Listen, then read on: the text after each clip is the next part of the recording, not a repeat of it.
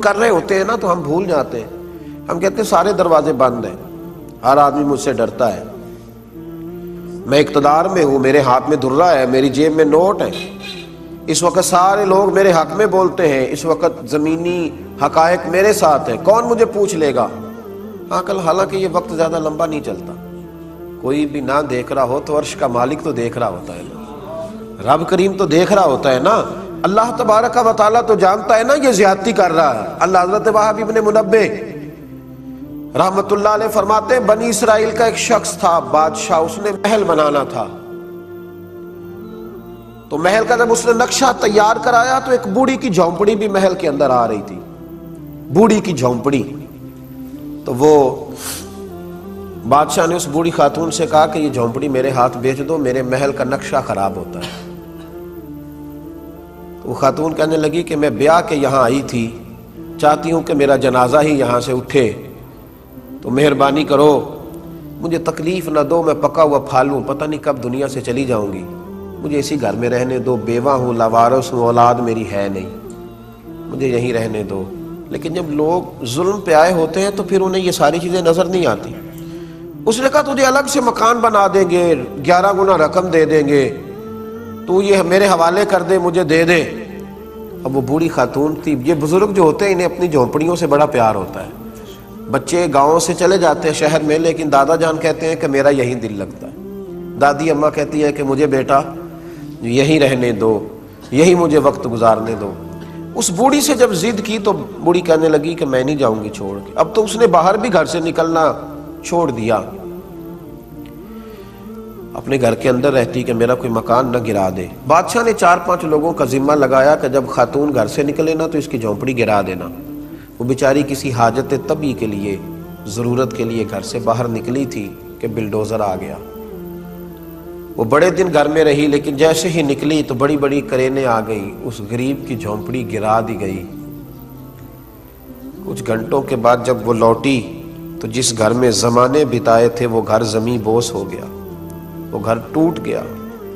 اب اس نے درد کے ساتھ ایک چیخ ماری، اور حضرت وہب ابن منبہ کہتے ہیں کہ دعا اس نے ان لفظوں کے ساتھ کی، کہنے لگی اے اللہ میں تو موجود نہیں تھی پر تو تو موجود تھا نا، اے مالک میں تو موجود نہیں تھی پر عرش کے رب تو تو موجود تھا نا، تو تو دیکھ رہا تھا، یہ کیسے ہوا؟ فرماتے ہیں جب اس ماں نے اس درد سے دعا کی، میرے محبوب نے فرمایا جب مظلوم دعا کے لیے ہاتھ اٹھاتا ہے تو آسمان دروازے کھول دیتا ہے. جب اس نے کہا نا کہ اے اللہ تو تو موجود تھا، تو رب کریم نے فرشتوں کو حکم دیا کہ یہ سارے کا سارا علاقہ زمیں بوس کر دو، اس بادشاہ کا تخت زمین سے اٹھا کے پلٹ دو، یہ ساری بستی تباہ کر دو. جو لوگ ظلم کرتے ہیں وہ بچا نہیں کرتے. فرمایا وہ سارا شہر تباہ کر دی. ہم یہ سمجھتے ہیں کہ کون ہے دیکھنے والا، دروازے تو بند ہیں، اقتدار میرے پاس، طاقت میرے پاس، میں نے اس کو بھی سمجھا لیا ہے، اس پہ بھی روب ڈال لیا ہے، اس شخص کو بھی اپنے ہاتھ میں کر لیا، اس کو بھی کنٹرول کر لیا، اب کون ہے تو میرے خلاف بغاوت کرے گا. جب بغاوت ہوتی ہے تو بڑے بڑے تاج اچھل جاتے ہیں، بڑی بڑی کرسیوں کے چاروں پیر ٹوٹ جاتے ہیں، بڑے بڑے اقتدار میں لوگ زنجیروں میں جکڑ دیے جاتے ہیں، بڑی بڑی آزمائشیں قریب آتی ہیں. ظلم نہ کریں کبھی بھی. اللہ تعالیٰ عہدہ دے، اقتدار دے، طاقت دے، دولت دے تو اسے اپنی سیاست نہ سمجھے، اسے خدا کا فضل سمجھے. اسے یہ نہ سمجھے کہ میں نے عقل کے زور پر، تعلیم کے زور پر اور اپنی اچھی منصوبہ بندی کے زور پر حاصل کر لیا. اسے اللہ کی توفیق جانے. جب تک انسان اللہ کی توفیق جانتا ہے تو نعمتیں محفوظ رہتی ہیں، اور جب وہ سمجھتا ہے کہ یہ تو میں نے جدوجہد کر کے حاصل کیا ہے، یہ تو میری عقل ہے، میرا شعور ہے، پھر زمیں بوس ہوتا ہے، پھر ظلم کرتا ہے، پھر تکلیف دیتا ہے. میرے رسول کریم صلی اللہ تعالی علیہ وآلہ وسلم نے ہمیں اس ظلم سے ہمیشہ منع کیا ہے، ہمیں محتاط رہنے کا کہا ہے، ہمیں کہا ہے کہ ہم احتیاط کے ساتھ وقت گزاریں، ہم اپنے شب و روز کا خیال کریں. ایران کا ایک بادشاہ تھا تو وہ شکار کے لیے نکلا. آپ کو پتہ ہے نا بادشاہوں کے شوق، اللہ خیر کرے، شکار کے لیے جانا ہے، سیر کے لیے جانا ہے، کئی ملکوں کے ویزے سپیر لے کے رکھنے ہیں. یہ آج بھی شوق پایا جاتا ہے لوگوں کے اندر. جیسے جیسے پیسے آتے جاتے ہیں نا، شوق ذوق لمبے ہوتے جاتے ہیں. اس کا بھی شوق ذرا نرالا تھا. آگے بڑھنا ہے، یہ کرنا ہے، وہ کرنا ہے، تو وہ شکار کے لیے جایا کرتا تھا۔ ایک دفعہ دریا کے اس پار شکار کے لیے گیا، وہاں ایک بوڑھی خاتون رہتی تھی، تو اس کے پاس ایک گائے تھی، اس کو گائے سے بڑی محبت تھی، پیار تھا بڑا۔ وہ بڑے شوق سے اسے بلاتی، اسے گھاس کھلاتی، اس سے پیار کرتی، اس کے ساتھ کھیلتی۔ وہ چھوٹی سی بچیا تھی جب اس بوڑھی نے اس کو پالا تھا، بڑی فربا موٹی تازی گائے ہو گئی۔ بادشاہ کے ساتھ جب اس کے سپاہی گئے تو انہیں وہ گائے پسند آ گئی۔ بوڑھی سے کہنے لگے قیمت لے لو، ہمارے ہاتھ بیچ دو، یہ بڑی فربا ہے، ہم اس کا گوشت کھائیں گے۔ اس نے کہا کہ یہ صرف گائے نہیں، یہ تو میرے گھر کا فرد ہے، مجھے اس جانور سے بڑی محبت ہے، میرے ساتھ آتی جاتی ہے، اٹھتی بیٹھتی ہے، میں نے اسے چھوٹی عمر میں پالا ہے۔ وہ کہا اماں کیا بات کرتی ہو، جانور تو جانور ہوتا ہے، ہمارے ہاتھ بیچ دو۔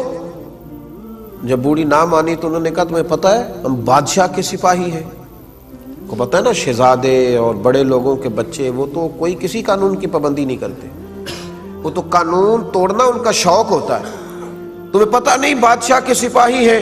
جبرن اس بوڑھی کی گائے لی، جبرن، ظلمن، اور پھر گائے لے کر کے اس کو ذبح کیا۔ بوڑھی کو جب پتہ چلا تو بڑا روئی۔ اس سے کسی نے کہا کہ یہ جو بادشاہ ہے نا یہ نرم دل ہے، احساس والا ہے، موت سے ڈرتا ہے، اسے خیال ہے کہ میں دنیا سے جاؤں گا، یہ تکلیف دے کے راضی نہیں ہوتا، تو کسی طریقے سے بادشاہ تک پہنچ۔ وہ خاتون بادشاہ واپس لوٹ رہا تھا تو دریا کے پل سے گزر رہا تھا، وہ بوڑھی اماں دریا کے پل پہ آ کے کھڑی ہو گئی۔ جب بادشاہ گھوڑے سمیت پل سے گزرنے لگا تو اس نے آگے بڑھ کے گھوڑے کی لگام تھام لی اور لگام تھام کے کہنے لگی بادشاہ تیرے سپاہی میری گائے ظلمن کھا گئے ہیں، یہ بتا کہ اس پل پر میری گائے کا حساب دینا ہے یا پل صراط پہ دینا ہے؟ تو بتا دے، یہ تیرے اوپر ہے کہ یہاں حساب دے گا کہ وہاں حساب دے گا، حساب تو دینا ہے، ظلم کا جواب تو دینا ہے، زیادتی کا بدلہ تو اب تو اختیار ہے تجھے کہ اسی پل پہ دے گا یا پل صراط پہ دے گا۔ تو لڑکھڑا کے نیچے گرا ایران کا بادشاہ، کہنے لگا اماں میں بڑا کمزور آدمی ہوں، میں تو یہاں بھی پورا حساب نہیں دے سکتا، وہاں کیسے دوں گا، تو میرے اوپر مہربانی کر اور یہیں تو حساب چکتا کر لے۔ کہا پھر میری گائے کا حساب دو۔ حساب تو میاں دینا ہے، جس نے گلی پہ بھی تھوڑا سا قبضہ کیا ہے اس نے بھی حساب دینا ہے، جس نے سرکاری زمین پہ بغیر سبب کے دکان بنا لی ہے اس نے بھی حساب دینا ہے، جس نے کسی دفاعی کام کے لیے مال حاصل کر کے ذاتی مفادات کے لیے استعمال کیا ہے حساب اس نے بھی دینا ہے، جس شخص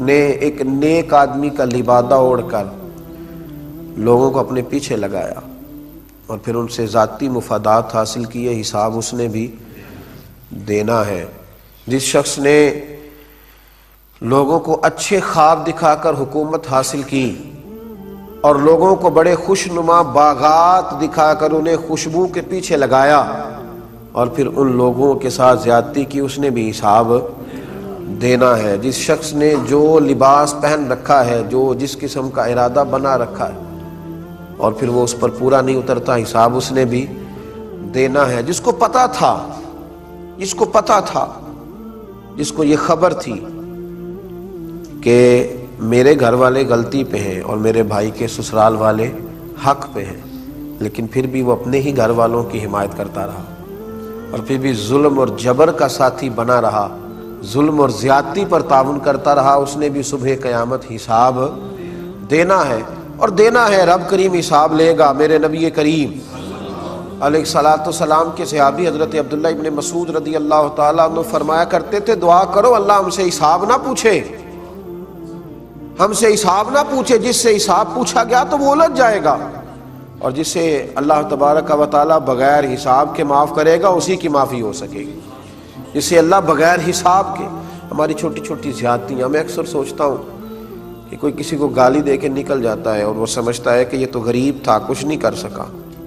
حضور صلی اللہ علیہ وسلم نے فرمایا مومن کو گالی دینا اعلانیہ گناہ ہے، مومن کو گالی دینا فسق ہے، اعلانیہ گناہ ہے مومن کو گالی دینا، اور فرمایا اس کے قتل کو جائز سمجھنا یہ کفر ہے۔ اعلانیہ گالی دے دینا مومن کو، اس کو تکلیف پہنچانا، اس کو اذیت دینا، اس کو پریشان کرنا، اس کو تکلیف دینا، کبھی ایسا نہ کریں۔ کوشش کریں آسانیاں پھیلانے کی، کوشش کریں درگزر کرنے کی، کوشش کریں نرم رویوں کی، کوشش کریں کہ کبھی بھی کچھ ایسا نہ ہو۔ بڑا معتدل سا، بڑا خوبصورت تھا حضرت ابوبکر صدیق رضی اللہ تعالیٰ عنہ، کہتے ہیں کہ میں بیٹھا تھا نبی پاک صلی اللہ تعالیٰ علیہ وسلم کی بارگاہ میں، تو ایک شخص آیا، اس نے آ کر کے جناب صدیق اکبر رضی اللہ تعالیٰ عنہ کو برا بھلا کہنا شروع کر دیا۔ دیر تک اس نے جناب صدیق اکبر کو برا بھلا کہا، معاذ اللہ ثم معاذ اللہ، بڑی عجیب و غریب باتیں کی۔ حضرت صدیق اکبر خاموش رہے، چونکہ حضور علیہ السلام بھی تشریف فرما۔ جناب صدیق اکبر سنتے رہے، جب اس نے حد کر دی تو آپ بولے، دو چار جملوں کا آپ نے جواب دیا، دو چار جملوں کا آپ نے جواب دیا، اللہ اکبر۔ تو نبی پاک صلی اللہ علیہ وسلم اٹھے اور اٹھ کر کے رسول کریم صلی اللہ علیہ وسلم باہر تشریف لے گئے کمرے سے، تو وہ شخص دوڑا، حضرت باہر نکلا، حضرت ابوبکر صدیق بھی نکلے اور حضور کے پیچھے جا کے عرض کرنے لگے، یا رسول اللہ صلی اللہ علیہ وسلم، جب تک وہ مجھے برا بھلا کہتا رہا میں سنتا رہا، حضور میں نے تو دو باتیں کی تو آپ تشریف لے آئے۔ تو نبی پاک علیہ السلام نے فرمایا، ابوبکر جب تک تو چپ تھا تیری طرف سے فرشتہ جواب دے رہا تھا، اور تیرے سرانے کھڑا ہو کے فرشتہ کہہ رہا تھا کہ ابوبکر تو اس طرح کا نہیں، ابوبکر تو ایسا نہیں جیسا تم کہہ رہے۔ وہ جب بھی بات کرتا تو فرشتہ کہتا تھا صدیق ایسے نہیں ہے۔ تو فرمایا جب تم نے خود بولنا شروع کیا تو فرشتہ اٹھ کے چلا گیا تو میں بھی آ گیا، وہ رخصت ہوا ہے تو میں بھی۔ تو ہم یہ کیوں پروگرام بناتے ہیں کہ میں نے ان کا جواب پتھر سے ہی دینا ہے؟ ہمیں احتیاط کرنی چاہیے، کہیں ظلم، کوئی زیادتی، کوئی ایسی بات، کوئی ایسا فکرہ، کچھ ایسا ہم سے ہو نہ جائے۔ کتنی خوبصورت وہ حدیث ہے، حضرت سلمان فارسی رضی اللہ تعالیٰ عنہ اس حدیث کے راوی ہیں۔ آپ ارشاد فرماتے ہیں کہ نبی پاک صلی اللہ علیہ وسلم ذرا ذرا سی باتوں پر احتیاط کرتے۔ بدر کے دن حضور صفیں سیدھی کرا رہے تھے، صفیں سیدھی کرا رہے تھے، تو صفیں سیدھی کراتے کراتے نا حضور نے فرمایا ہاتھ میں چھڑی رہتی تھی، تو نبی پاک صلی اللہ علیہ وسلم نا ذرا ذرا کسی شخص کو دیکھتے تو اس کو چھڑی لگاتے، تو پیچھے ہو جا، تو تھوڑا آگے ہو جا۔ ایک صحابی کا پیٹ بڑا تھا، نبی پاک صلی اللہ تعالی علیہ وسلم نے چھڑی لگائی، فرمایا ذرا پیچھے ہٹ جا۔ اس نے ہائے کی، سی کی آواز نکالی، درد محسوس ہوا۔ میرے محبوب فوراً کھڑے ہو گئے، فرمایا تجھے میری چھڑی سے تکلیف ہوئی ہے؟ یہاں لوگ گاڑی کا ایکسیڈنٹ کر کے بھی کہتے ہیں کہ کیا ہو گیا ہے، وہاں ذرا بریک نہیں لگی تمہیں، مطلب یہ کہ اب کیا ہو گیا، اٹھ جاؤ، ختم ہو گئی بات۔ تو پتہ نہیں کہ تم موٹر سائیکل کے غریب آدمی ہو اور میں